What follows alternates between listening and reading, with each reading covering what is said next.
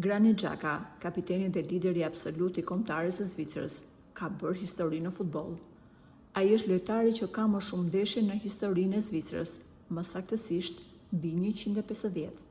Edhe pse aktualisht luan me kombëtarin e Zvicrës, Graniti asnjëherë nuk e ka mohuar origjinën e tij, madje gjithmonë është shprehur se është falënderues Zvicrës për të gjithë mbështetjen që i ka dhënë, por ai është krenar dhe nuk e mohon kurrë prej ardhin e tij dhe rrënjës shqiptare. Edhe pse Granit Xhaka është në kulmin e karrierës së tij, babai i futbollistit ka një peng të madh. Gjatë një interviste, ai është shprehur se ka dashur gjithmonë që i biri të jetë në fushë me fanellën kuq e zi dhe të përfaqësojë Shqipërinë, por fajtori kryesor që Xhaka sot përfaqëson Zvicrën është kreu i Federatës Shqiptare të Futbollit, Armando Duka.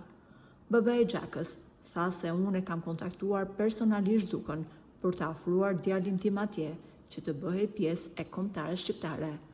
Ai më tha do të mendohem e do të kthej përgjigje, por as minimumi nuk bëri, nuk më ktheu një përgjigje.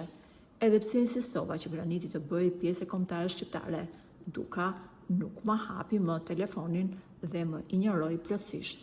Në fund, i mbyrë zgjodhi të përfaqësonte Zvicrën dhe u kthye në një nga lojtarët më të rëndësishëm dhe kapiteni i kësaj skuadre. Shqipëria refuzoi një yll që po shkëlqej në futbollin botëror dhe kjo më dhëmb, është shprehur babai i futbollistit.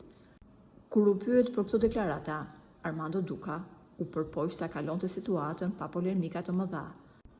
Ai u mjaftua duke thënë se ka respekt për familjen Xhaka, por nuk tha asnjë fjali se cila ishte arsyeja që ai nuk e pranoi Xhakën të bëhet pjesë e kombëtarës shqiptare.